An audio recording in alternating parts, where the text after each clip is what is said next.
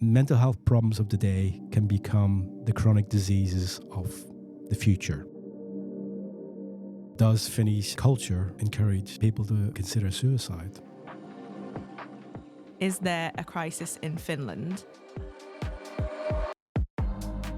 Welcome to our podcast on chronic stress. I'm Riona and I'm here with my dad. I'm Colin.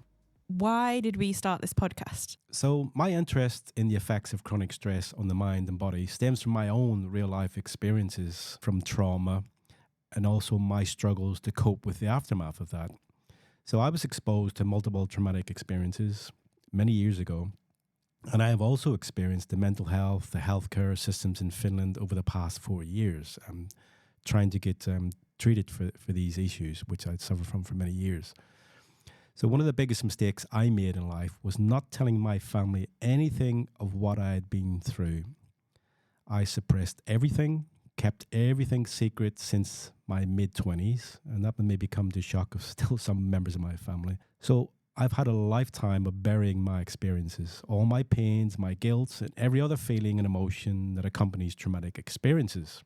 So I discovered through my own research that suppression of emotions is one of the worst things a person can do for your mental and physical health because of this chronic stress. So I want to share this research with whoever wants to listen. Chronic stress can damage our brain and body. It is a hidden killer and potentially affects many of us, and we need to know why. Yeah, so obviously I'm your daughter, but I had no clue. You just managed with it and suppressed it, like you said, very well. And you were always, in my opinion, like you can be pessimistic, but one of the most optimistic people. And then what changed is you started going to therapy. And then after therapy, you opened up and then we started to really talk about it, really, didn't we? Yeah, I guess it took me to become divorced and become separated from the family, to maybe spend time and go through therapy, do a lot of self-reflection in tandem with the therapy, going back and forward and realizing that I needed to surface everything, get it out there on the table, get it processed in therapy, and somehow get back to a normal life. I guess what was going on in my mind and inside was chaos, and on the surface, I just tried to be as happy-go-lucky as maybe people would ever see me for. But yeah, I hid a lot, and I guess it took the therapy to get it out, get it processed, and get it out of my system. And thankfully, that's why I'm here right now. And just to clarify, you went to therapy in Finland? Yes, I had nothing in previous countries where we were living. So. And how long did you have therapy for in Finland? About 3.5 years. Is it still ongoing, or you don't go as often, or you quit altogether? No, the therapy itself ended. There's still some issues that come up, but my therapist has been very kind to me, can still provide some pro bono work when I need it. So that's really a bit of a godsend. So if I have an issue, I can still go to him, and he very kindly can process things that I need to have further processing. Yeah. One of the things about trauma is when it happens to you, I don't care whether it's childhood trauma or trauma from terrorism or whatever, from war, whatever it is. One thing about traumatic experiences, you can bury it so much that it's out of your mind, and it's something you might not remember because of the traumatic experience itself. Dissociation, you may blank it out in such a way that it's just hidden, but it may just crop up years later when you're just sitting there, and it'll just intrude. Crop up. Crop up. Creep up, yeah. Creep up, yeah. It just sort of emerge unexpectedly. Yeah. So I'm next to go to therapy. Do you recommend it for everyone? Even if you're not aware that you've got any stresses or trauma? If you're suffering from some sort of mental health issue, which impacts your functioning in life, such if you feel like, I don't want to go out and face the world. I don't want to face people.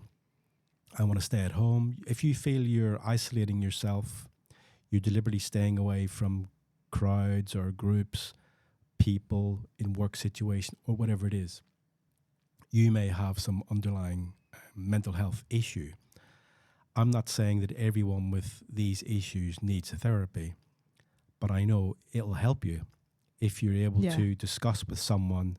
It doesn't have to be a therapist, but if you're really suffering that you can't function in normal life and work, I would suggest, you need to go and speak to a medical professional, discuss your issues, and see what they say. They may say, well, okay, this is normal or blah, blah, blah.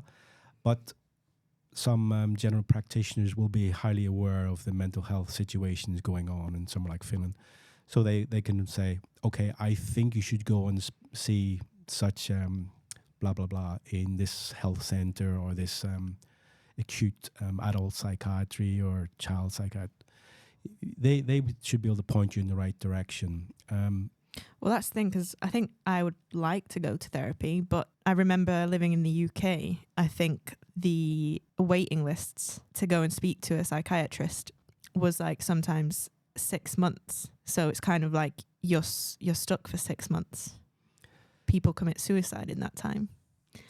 Sounds horrible, but it just, the waiting list was just so long. But then that's a whole other issue. I don't know if they had enough professionals, or was there just so many people struggling? I don't know, but... Well, this is why I say there's a crisis in Finland, because there are many people who can't afford to pay privately. There are many psychiatrists in Finland. I think there's something like about 6,000 psychiatrists, psychologists who offer these type of psychotherapies, amongst other things. But my knowledge is that if you have money, you can probably see a psychiatrist pretty quickly because you're willing to pay. And if you have a good company, if you're in work, you may also have access to occupational therapist, psychotherapy. So money is a thing, but there are many people, unemployed people, who are stuck in that cycle. Unemployed people, and also people on low salaries. Yeah. There are many people. I've spoken to quite a few people, again, lots of younger ladies. They're waiting to get into therapy because they're making applications, and some of these people have had therapies before, so it's very difficult.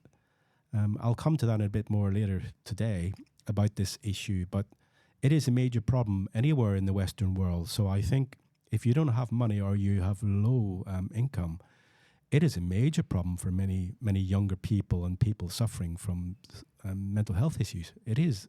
Yeah. And that's part of the crisis. Definitely. I suppose nowadays they also have, you don't have to go in-person therapy. They have stuff online and stuff like that. But then again, I don't know how effective that is. I suppose that's easier to maybe get time. Expenses, I don't really know. From what I understand, it's being offered more and more in places like Finland, of course. And there are distance sessions and there are different techniques for doing that, depending what the issues are. So I'm aware of that. And I know that they're trying to encourage more of that. And of course, that's one way of saving cost and being able to handle more people. But the fact is, some people's mental health issues are so sensitive, they don't feel comfortable sharing that over some sort of media, which they may be recorded. So to me, that was one of my issues. I didn't want to be recorded over internet, things I was going to be sharing. So I needed to have the face-to-face, in-person stuff. So that's another factor. But of course, younger people feel more comfortable about doing stuff like that. So I think for younger people, it probably suits. But for older people, maybe not. Yeah. But for sure, it's an option. Yeah. There was also, I saw somewhere, must have been in the UK, that they had pop-up therapy. So they'd have a pop-up store with therapists that you didn't have to book a time for. You could just walk in, have a session, walk out. But then I wonder how helpful that actually is. I know sometimes it's nice to just talk to someone if you really have that sort of like panic attack moment that you really need to speak to someone. So in a sense, I think it's a good idea. But then at the end of the day, how much is that one session going to help you? Because I would imagine you need to establish a relationship with the therapist as well, to trust them to be able to open up. Yeah, I think in much of the literature about good therapy, that element of trust and building a relationship between the therapist and the patient is, of course, is very crucial. So I know that for sure. And that was one of the things that helped me. Only at that point, whenever I was able to open up and trusted the therapist, that's when everything started really working fast for me. So I know that. But I must say that that would be a good option in Finland if there was pop-up access to therapists, so that if someone was struggling, they could go and at least have a chat with someone who was well experienced in the current situations in Finland and more aware of what young people are suffering. That would be a great idea. I don't know if it's actually happening. I haven't heard about it. But that would be a good way to do it, so that people would understand, do I need more therapy? Of course, they're unlikely to unload or surface their main core issue that's really bothering them. If it's something that's maybe they've suffered in childhood, it's really, really sensitive. I mean, people open up to, let's say, TikTok these days with very personal things. And I suppose that's a form of therapy, because then it reaches an audience that might have experienced the same thing. And then people comment and you maybe start a community where you can discuss these things. So if people are willing to open up on social media to people they've never met, then pop-up thing could work, to be fair. Yeah, I mean, I think that's one of the things about therapy is opening up. You have to give it a name. You have to sort of make it a target for the therapy, which is what I had in EMDR, eye movement desensitization and reprocessing the therapy for PTSD. That's how they process it. So you have to make it tangible. You give it a name and then you sort of say how bad it is, and then it process it using the technology. So you have to admit you've got a problem. Well, of course. I mean, that's the key point. First step is reaching out, talking to people that you've got an issue. Go and speak to a professional. Professional maybe ask you more questions and try and identify what the issue is.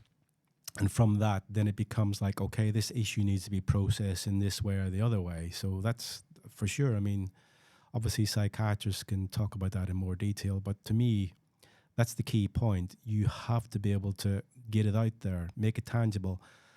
Yeah, talking about it online may help, but to me, the problem with talking about it online, is it a one-way process? You need to have dialogue.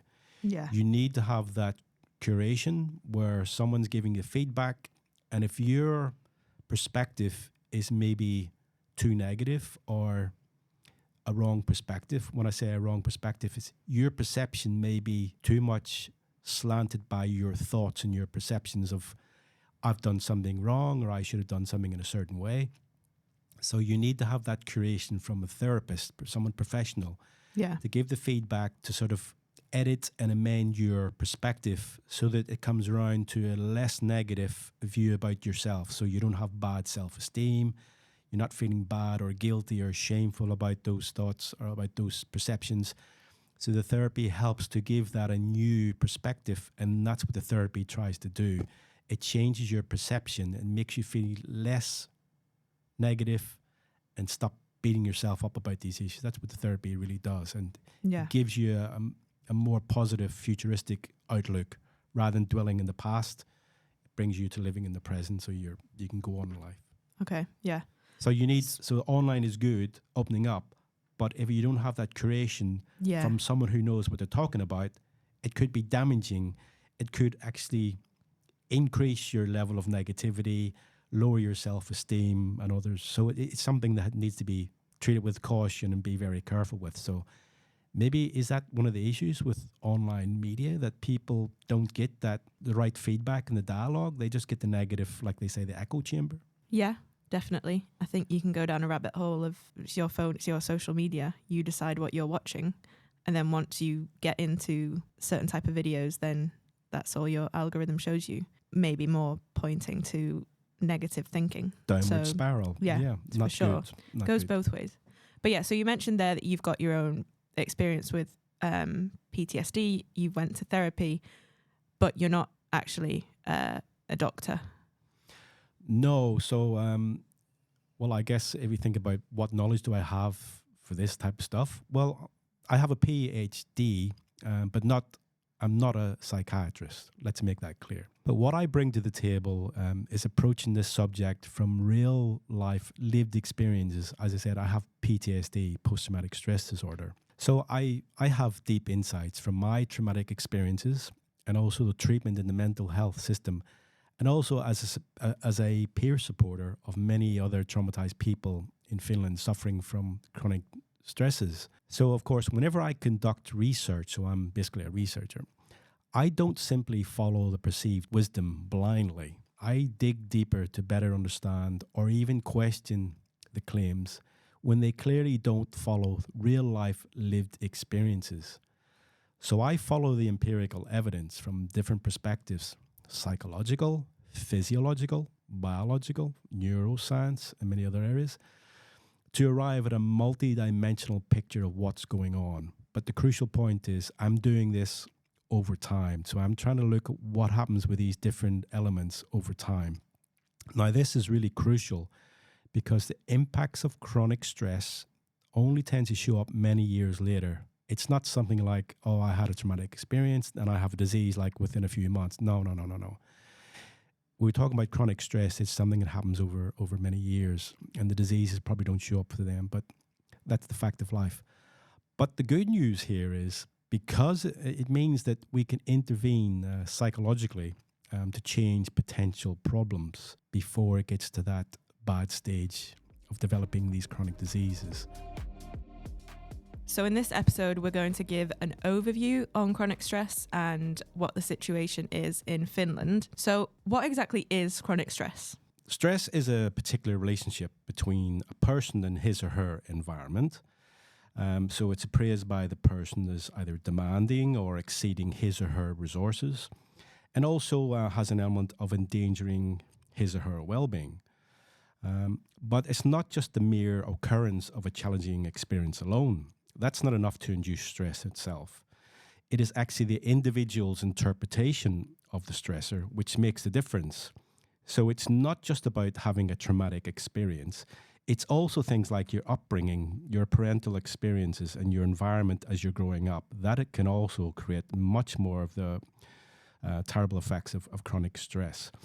So to experience stress, a person must appraise the event or the experience as something which is threatening or harmful.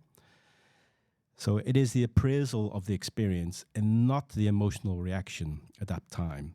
So that determines the subsequent physiological and the behavioral responses. For example, the person assesses if their coping strategies can handle the situation, or if the problem is something they need to accommodate and accept. I can do nothing about this. I just have to accept it and move on.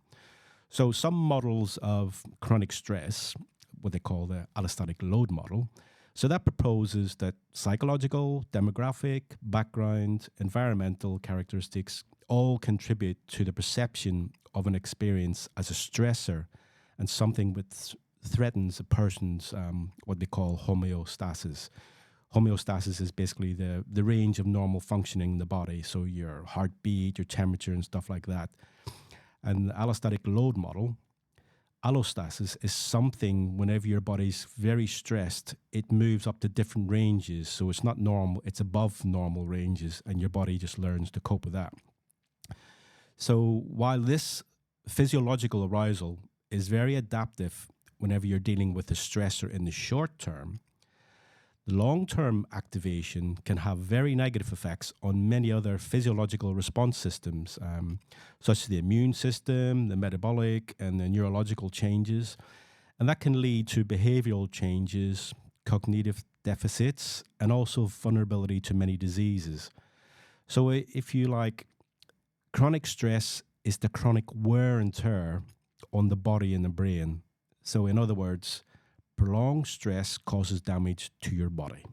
So would you say the difference between stress and chronic stress is the amount of time you've been stressed for many years of your life. Yeah, that's a good question.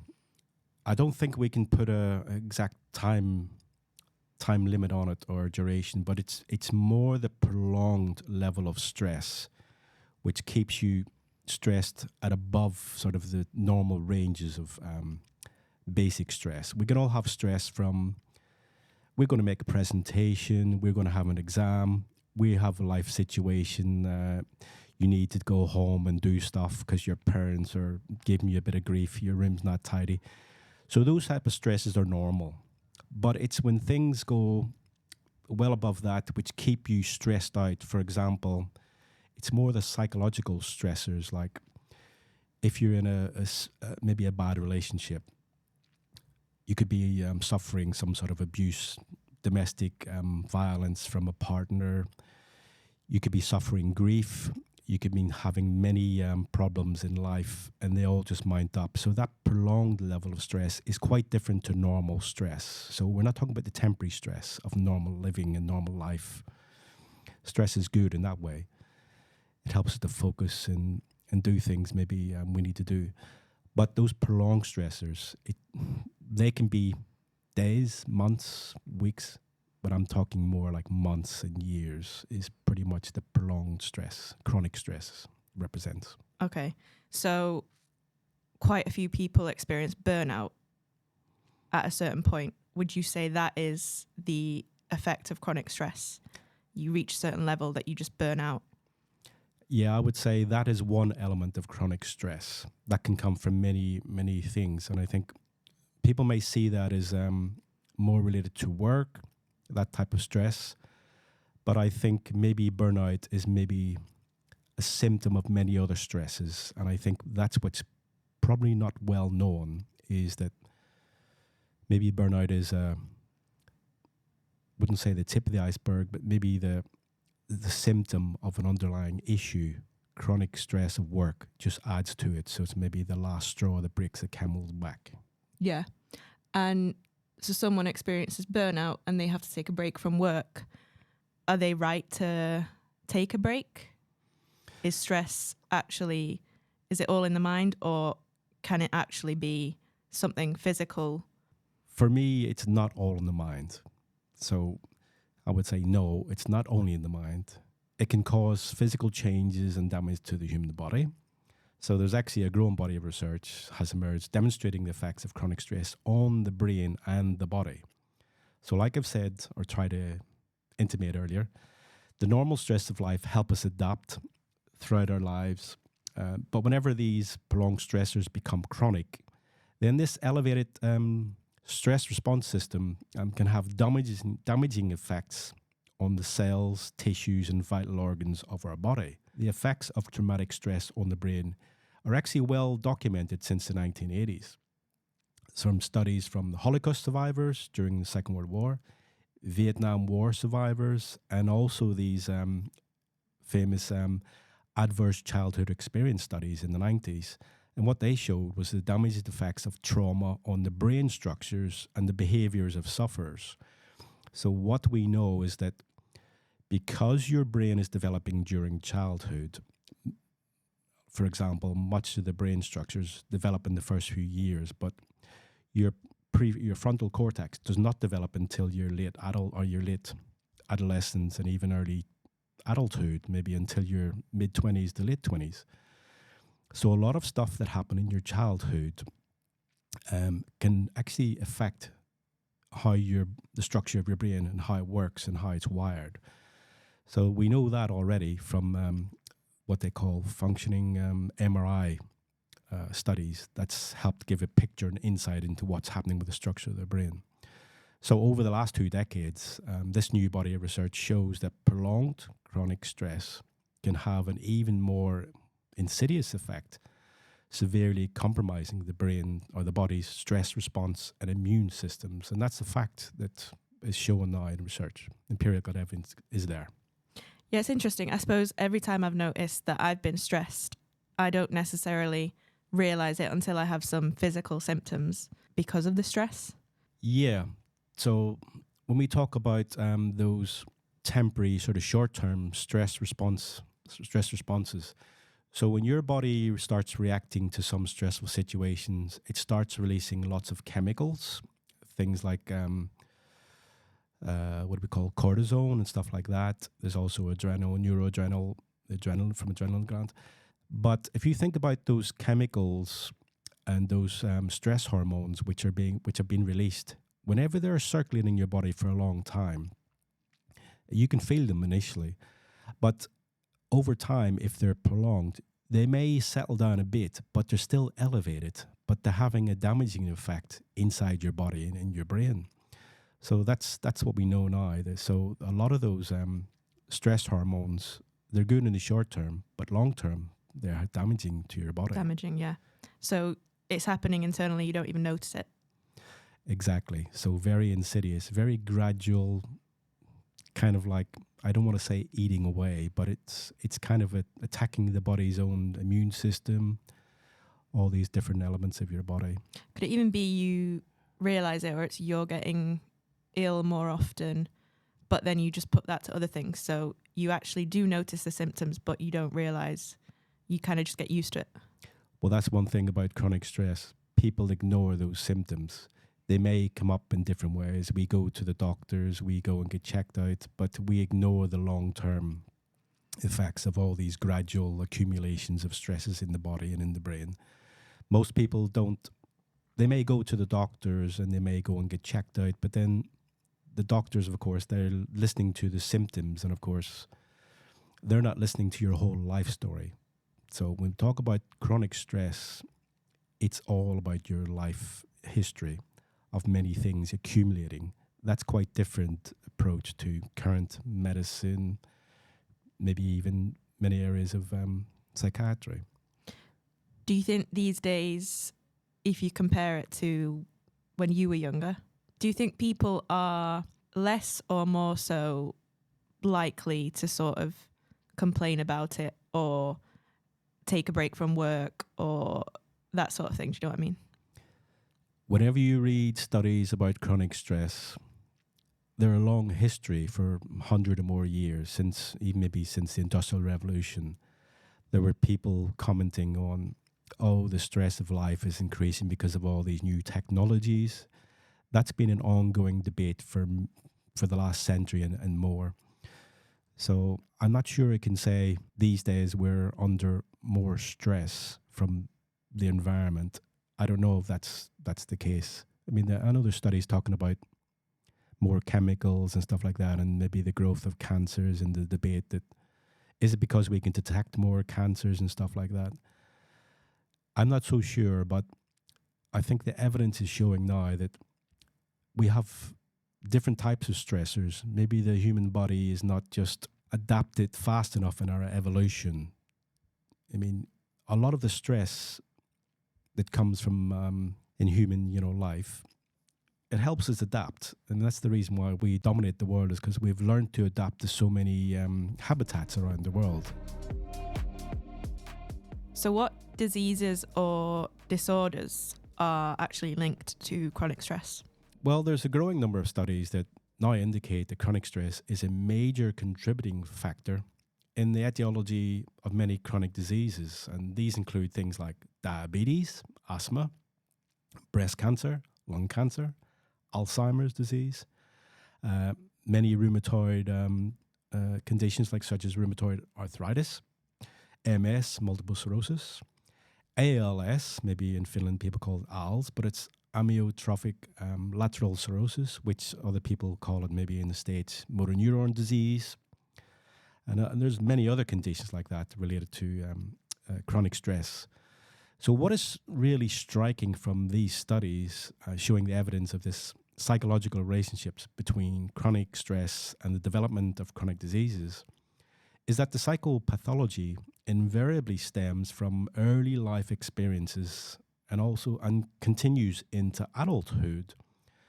So crucially, the psychopathology identified in these studies can be interpreted as what they call defeat and entrapment. So this is something that's well documented as a factor in depression, anxiety, PTSD, post-traumatic stress disorder, psychosis, schizophrenia, etc., and also, importantly, hopelessness and even suicidal behavior. So that's something we'll cover in detail in further episodes. But for now, when we talk about this entrapment, it's something which psychologically impacts us and makes us feel in a hopeless situation, which we can't escape from. And that leads to a lot of these mental health issues. But crucially, if it's prolonged, it can have devastating, damaging effects on the body and the brain. So why is this issue relevant in Finland? Is everyone in Finland stressed? Okay, to answer that, first of all, the subject is important in Finland because of the current mental health situation, especially among young females who increasingly experience high levels of mental health problems. For example, in 2018, some 90,000 children under the age of 13 were suffering mental health problems, and that's before COVID, remember.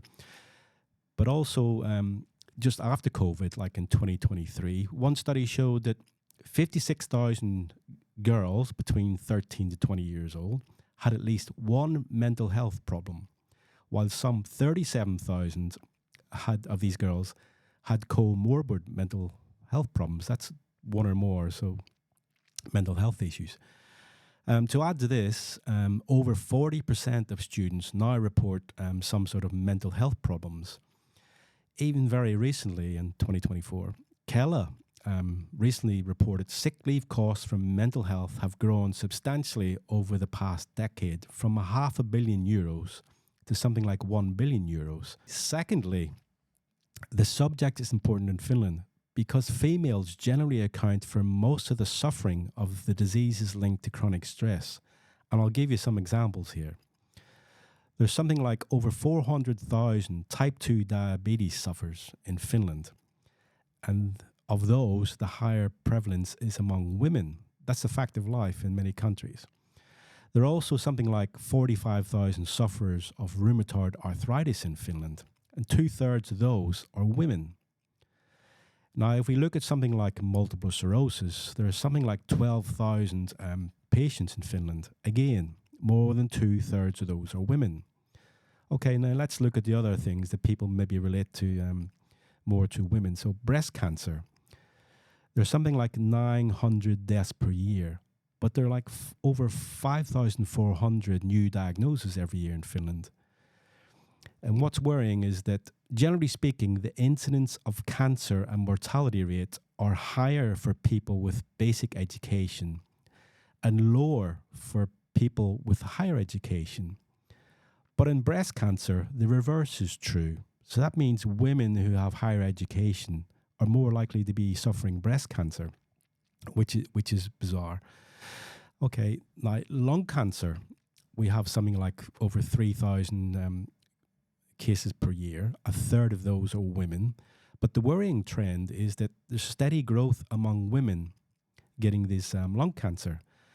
And bizarrely, even 100 cases of non-smokers. Now, we can say that might be passive smoking and stuff like that, but I think the evidence is pointing in other directions. When we get into the podcast episode on lung cancer, I can talk more about that. But actually, lung cancer is the second highest mortality for women in Finland. There's something like 900 deaths per year from related cancers. Okay, finally, some 40% of females over the age of 65 have Alzheimer's in Finland. So that there's something like 150,000 people with memory disorders in Finland in 2021. But there's something like 22,000 new cases every year and 12,000 deaths. 2/3 of those, again, are women.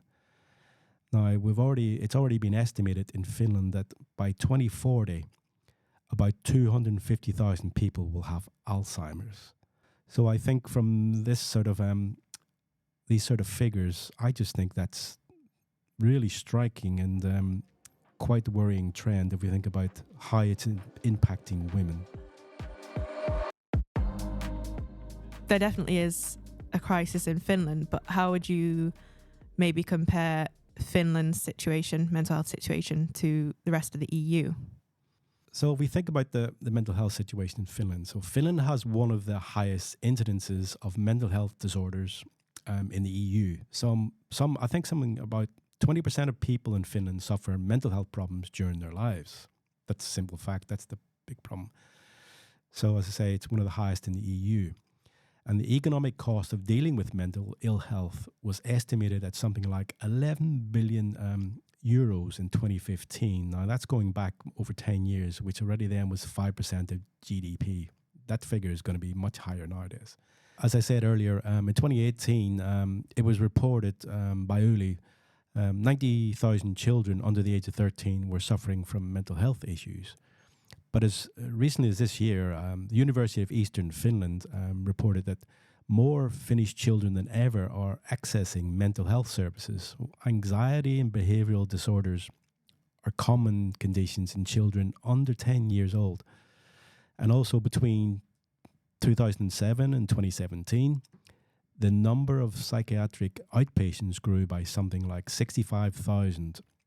And in 2017 alone, 190,000 patients use psychiatric outpatient care, with another 25,000 receiving hospital care. So that's checking themselves in or being checked in. And that's from a study in 2021. So the mental health problem is just growing and growing. Like I said earlier, Kela announced in 2024 that the mental health sick leave now, it costs Finland 1 billion euros annually, and that has grown over 10 years from $500 million. So that's the mental health situation. So what's the mental health therapy like in Finland? Do you think it's effective enough? So each year there's something like over 50,000 patients receiving psychotherapy rehabilitation in Finland. But this number actually excludes visits to private psychiatric care or psychotherapeutic services. So that private side, like I talked, people with money can access that.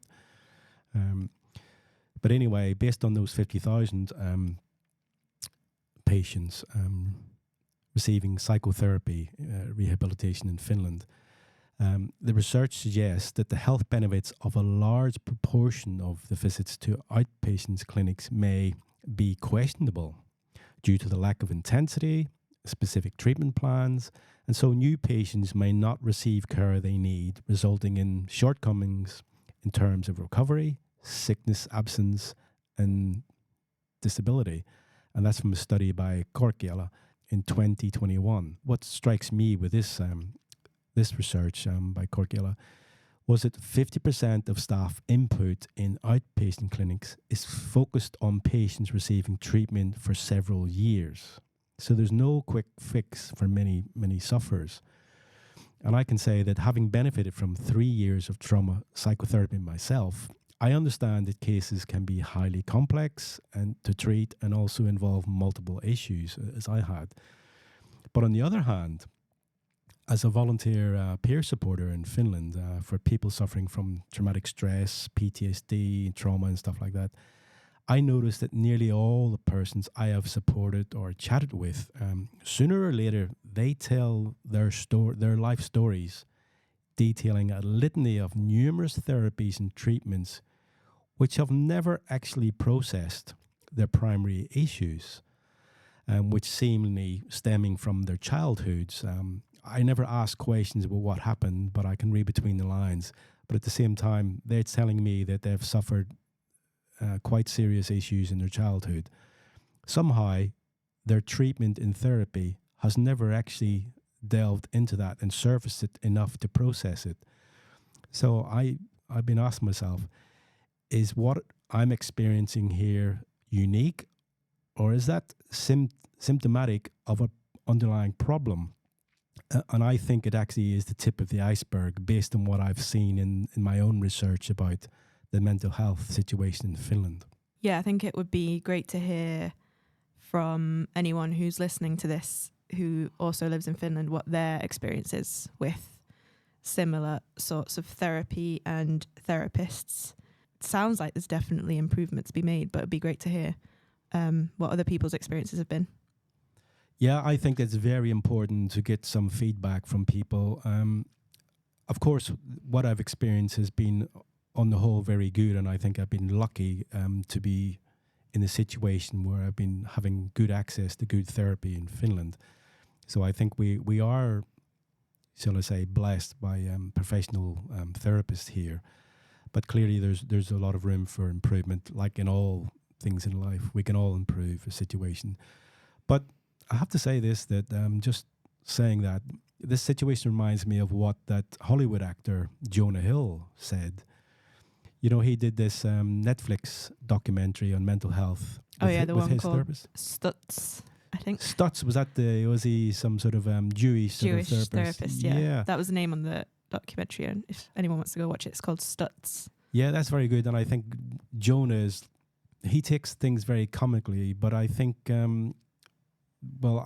know that from my own experience, that sometimes people with a sense of humor, you think about Robin Williams, who sadly committed suicide, another actor who always seemed to be funny in the life and soul of a party, just like Jonah. But of course, Jonah was in therapy.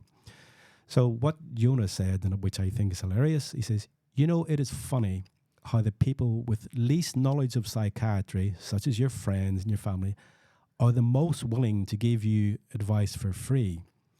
But the people with the most knowledge of psychiatry, you know, the psychiatrists, are the least willing to give you advice. What's more, you pay for this. So anyone that's been to psychiatric therapy maybe can identify with this. But okay, whilst they're in this sort of humoristic interlude, I can say there's another joke that I found many years ago, well, a few years ago. This goes by and says, a neurotic is a man who builds a castle in the sky. The psychotic is the man who lives in it. But the psychiatrist is the man who collects the rent. That's bizarre, but I mean, I think it's tongue-in-cheek slight against... Dad joke. A dad joke, yeah, maybe so, but at the same time... So it's, like they say, there's no smoke without fire. So psychiatrists do have an important role. And of course, we can all improve. Even as patients, we can improve. So it's up to us to get ourselves along to psychiatrists and open up so that they can actually deal with our issues. But yeah, there's room for improvement in psychiatry, for sure. Well, I guess the hardest part is actually booking an appointment and showing up. Well, the first point is admitting to yourself that you need some psychiatric intervention or some support for your mental health issues. And I think you need to speak to your professional to understand the level or the situation or the degree of issues you have. So if you're feeling that way inclined, I think it's good to get advice. Yeah, definitely. Joke aside, I was digressing there a little bit, getting carried away. So if we return to the mental health issue, there was also a recent Nordic research project studied the mental health problems of Finnish adolescents aged between 13 and 20 years of age. That was looking before, during, and after COVID between 2015 and 2023. So this study found the proportions of people experiencing generalized anxiety, depression, social anxiety, disordered eating, suicidality, or self-harm. Actually, all these type of things increased from pre-COVID levels, but remained consistently high in 2023. That's a study by Givorusu and others in 2024. And in fact, something like, as I said earlier, 56,000 girls had at least one mental health problem in 2023. Boys, it was something like 23,000. But some 37,000 girls had comorbid mental health problems. And the authors of that study said this was alarmingly high for girls. So it's not me saying, I'm reporting what the research studies are saying. And from another study of Finnish children and adolescents aged between 0 to 17, that study compared psychiatric diagnosis before and during COVID, during those essential years, from around 2017 to 2021. And that study found that during that period of major restrictions, there was particularly high increases in eating disorders, depression, anxiety, and also neurodevelopmental disorders, especially amongst young females and adolescents. And that study was published in 2023, Gulenberg and others, and I think that's from the University of Turku, that study. So if I was trying to sum up the mental health situation, what I can see is that the research regarding the development of mental health problems during COVID is interesting because it reflects those stressors and stress imposed by severe restrictions on an individual's movements, which the authors of those studies suggest could be associated with psychiatric problems at a later stage. Actually, in fact, I will show later in other or subsequent podcasts that the issue of psychological immobilization or entrapment, as I said earlier, is highly influential in the development of mental health disorders as well as many chronic diseases. I think for me right now, when I'm trying to sum up the situation, the mental health situation, the problem right now is the current view in Finland that there is no mental health crisis, despite all the evidence suggesting otherwise. Now, I've recently seen an article in Yle. I think there was one study by one of the researchers in Miele saying that there is a mental health crisis. So that's something that people can look up online if they don't believe me. But for me, what is so dangerous for the lives of people and costly for the Finnish economy and the healthcare system is that whenever you downplay these prolonged stressors in mental health of the young people especially, that risks ignoring the underlying health problems of the future. So the accumulation of chronic stress in individuals' bodies contributes to chronic disease, as I've already highlighted. So to me, that's the worrying point, and I think that's the key point we have to take away here. That mental health problems of today can become the chronic diseases of the future. So that is a lot of cost and a lot of suffering for people. So why not intervene more proactively and resolve a lot of these mental health issues, particularly in younger people right now? Okay, so how do mental health problems then influence diseases? This is really a highly complex subject, and answering this question is really best handled by focusing on each different chronic disease or disorder. And that is what we plan to do, I guess, to present in subsequent podcasts. But for now, if we let's just consider the health damaging behaviors people adopt in stressful lifestyles. So that gives us some feeling for what's going on. So the most common stressors are ones that operate chronically, so often at a low level, and that cause us to behave in certain ways. So for example, being stressed out may cause us to be anxious or depressed, to lose sleep at night, eat comfort foods, and take in more calories than our bodies actually need. We can even smoke or drink excessively, well, too much.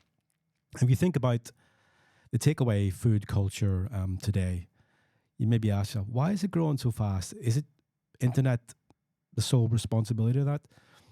Or is it because there's a bigger demand? So like we said a bit earlier there, so eating more and drinking more, smoking more, and doing a lot more of these things, I would say, I even argue, that's one of the reasons why we have this takeaway food culture and many other service industries doing so well in the Western world right now. People want to eat and drink more and snack more. So no surprise, our high streets are full of all these places, coffee shops and eateries and you name it. And then the takeaway food culture, we can get just about everything delivered to our doorstep within 20 minutes. Anyhow, being stressed out may also cause us to neglect seeing friends. So we isolate more, or we may take off more time from our work or reduce our physical activity. So that's another way we react to being stressed out. Another way is that we may take more medications to help us sleep or to help us cope. And through time, our bodies may increase weight and develop other symptoms of an unhealthy lifestyle, So I have to add to that, it's not just taking medication to help us sleep and help us cope, but many people will take more alcohol. They might take other type of medications to make them feel numb and stuff like that. I'm talking about people who are suffering major mental health issues or prolonged chronic stress. This is another way of dealing with it, just trying to cope with it. So I guess whenever you think about all those things I've just been talking about there, the listeners may already see that these behaviors, if they're prolonged, they can lead to things like obesity. And of course, many of these issues potentially lead to something like type 2 diabetes, cardiovascular disease, atherosclerosis, the hardening of the arteries because of cholesterol, etc., and stroke, and many other things. But this is only one impact of chronic diseases. So how does this manifest in Finland? Okay, well, in Finland, in 2019, it was estimated that about 35% of the deaths could be attributed to behavioral risk factors such as dietary risks, smoking, consuming alcohol, and low levels of physical exercise. Something like about 20% of adults in Finland reported being obese in 2019, which was a higher rate than most EU countries. And you compare that to the year 2000, whenever the figure then for obesity of adults was something like 11%. Now, in 2022, some 24% of 15-year-olds were overweight or obese. Again, that's higher than the EU average of around 20%. So these rates of preventable, treatable mortality in Finland are lower than the EU average, but they're much higher than Nordic countries. Now, the most preventable cause of death in Finland is alcohol-related deaths. And again, that's a rate much higher than most EU countries, as we spoke about earlier. And also lung cancer, that's another one which is said to be preventable. But again, it's higher than none of the countries. Now, suicides and accidents also represent significant numbers of preventable deaths, especially male suicides, which are still alarmingly high in Finland and been growing. I think in the last few years that's been coming down, which is a good sign. But it's still much higher than other countries, so that's a worrying thing. So it is argued that these treatable causes of mortality in Finland include things like ischemic heart diseases, colorectal cancer, breast cancer, stroke, and other hypertensive disorders. And actually, my research shows these and many more. I think definitely the isolation I can see is common in Finland because everyone's so independent, and compared to other, I don't know, I feel like in Italy and Greece, they have the culture where children don't move out of their family home until much later, or lots of families still live with their grandparents. And in Finland, I feel like as soon as you turn 18, people want to move out and they're in a rush to become independent. So I feel like lots of people who are struggling are probably, they live alone and maybe not as inclined to reach out for help. Added on to it's really dark in the winter times and everything else you said. But how else do you think that kind of those coping mechanisms and dealing with stress manifests in Finland to diseases and stuff like that? Yeah, for sure. I think the culture in Finland, like you highlighted there, for sure that's a factor as well. So whenever we're talking about chronic stress can come from many different dimensions. So yeah, of course, that's a contributing factor. So I think it's whenever we think about why we develop diseases, it's very complex. Like I say, it comes from many things, and they all add up. So we have to think about, that's what chronic stress is, talking about the accumulation of many different stressors. So for sure, Finnish culture is one thing. There's even research that has argued that does Finnish culture encourage people to consider suicide? And that's something we'll come to later, which I think is quite worrying. Well, I suppose it kind of would make sense. People joke about it. Dark winters, galsarigannit, that sort of stuff. But it makes sense. Don't they say, I don't know, this year was Finland again voted for happiest country in the world. But it's funny because every Finnish person you'll ask, they'll say, "Oh, well, that's not true." Well, I think in the last few years, I can't remember how many years running that Finland has been voted the happiest country in the world. I think it must be according to studies of, obviously, the government helps people out a lot. There are many positive things about Finland, of course. Like you think about the education, the health system, which are all put up there, and other countries come to visit Finland. But I think according to studies, they say Finland's the happiest. Yeah, and of course, it things depends. It work depends. here. But then if you're actually asking people, the average person, are they happy? I don't know if they'd say yes. They might be a bit more critical. So, the key point there is like those studies, what metrics are they using? Yeah, I'd like to know. I'd like to see that. So we have to remember that even though Finland is voted happiest country in the world by this happiness index, does that include the amount of mental health drugs being sold? Because if I'm not mistaken, Finland also has one of the highest consumptions of these mental health pharmaceuticals. So everyone's just on drugs, that's why they're happy. No. No. You think about alcohol consumption. Yeah, that must be high. Well, I don't think Finland is the highest anymore. I think the actual consumption of strong alcohols has gone down, and there's many young people who avoid alcohol altogether now. It's very trendy these days to be sober curious.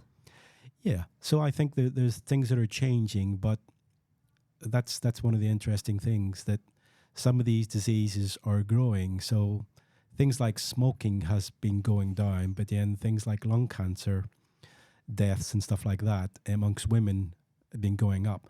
So to me, there's a lot of very curious trends which don't go along with previous sort of perceived wisdom about why these diseases are actually developing.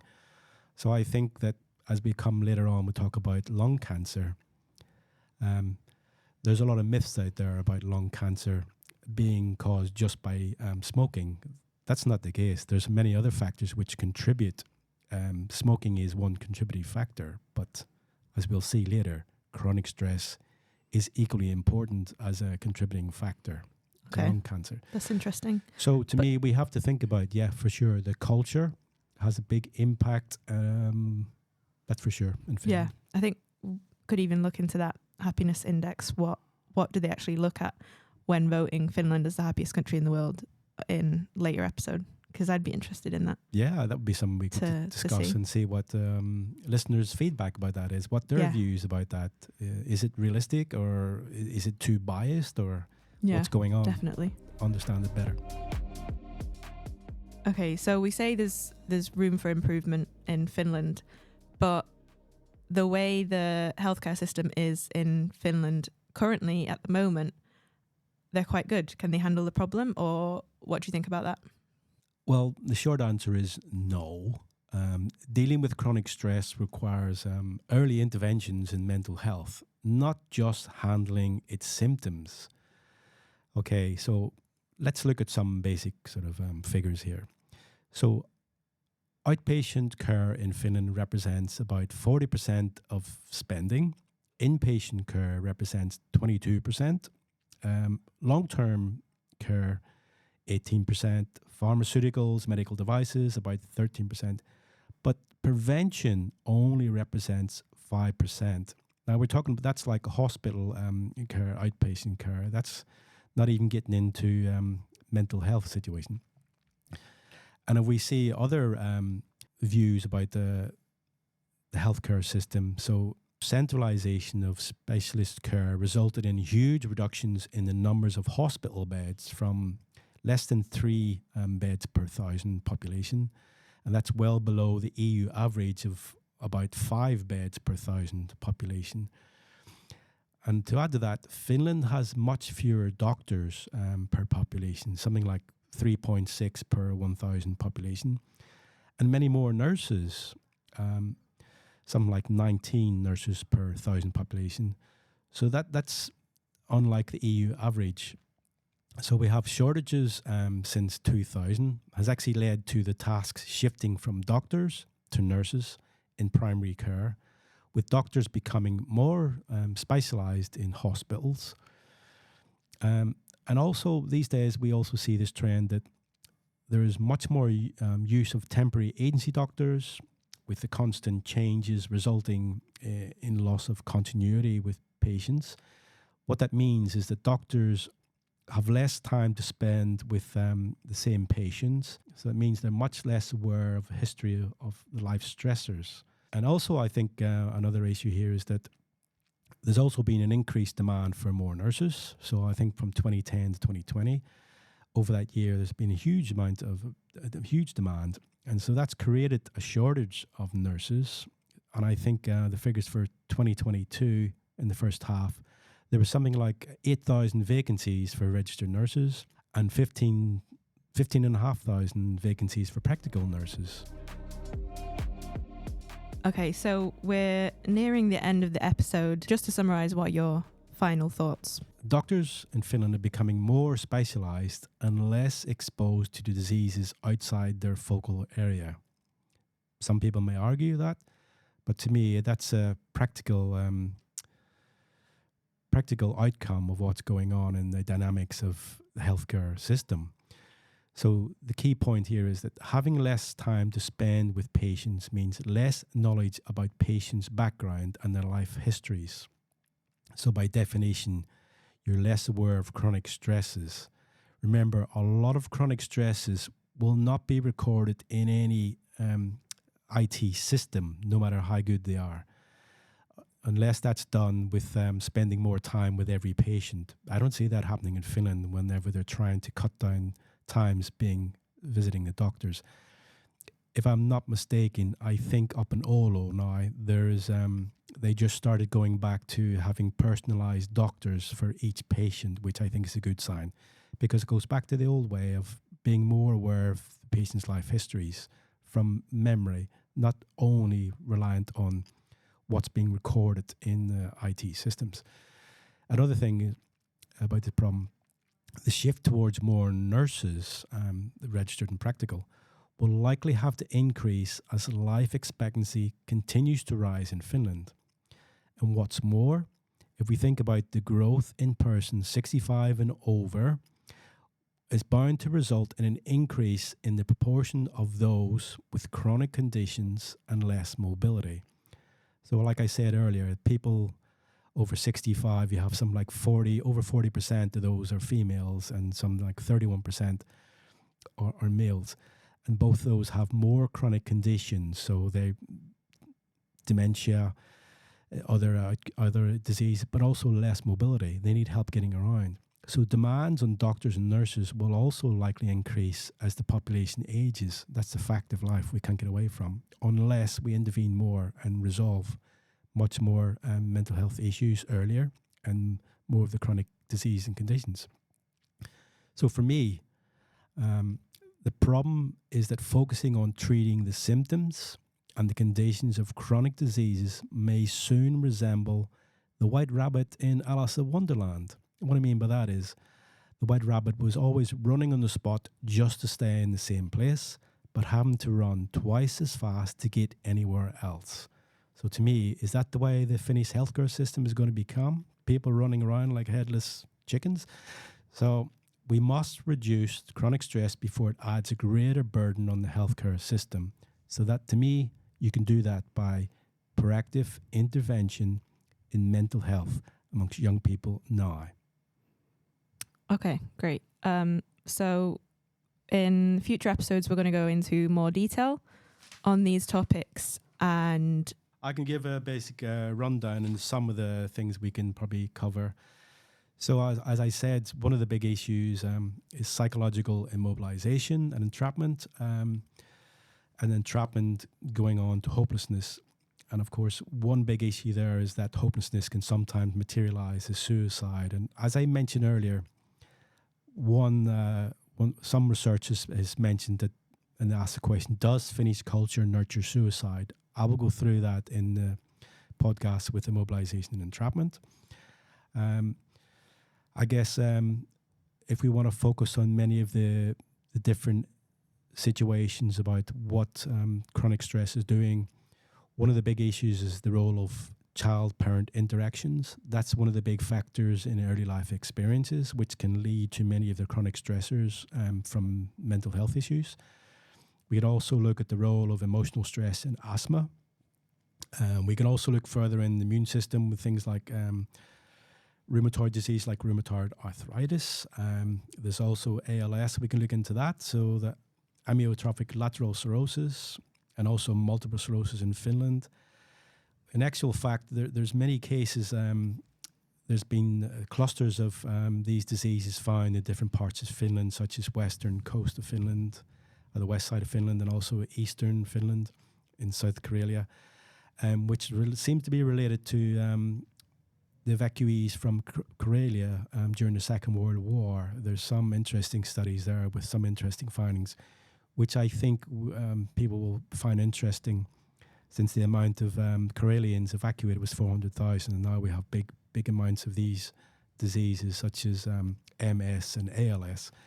There's also a big issue with diabetes, but of course we can have a look at that. And there's also, we can look at emotional repression related to the chronic stress of developing breast cancer and lung cancer. And finally, we can look at dementia such as Alzheimer's and how chronic stress leads to that. Perfect. So that's it for today. Thank you very much for listening. Please do let us know what it is that you would be most interested in hearing about more, and we can definitely delve into them some more. Yeah, thank you for listening. And of course, we're welcome to field any comments and suggestions. So please, constructive criticism. Yeah. Yeah. Okay. Thank you so much for listening. Thank you. Speak to you next time. Bye for now.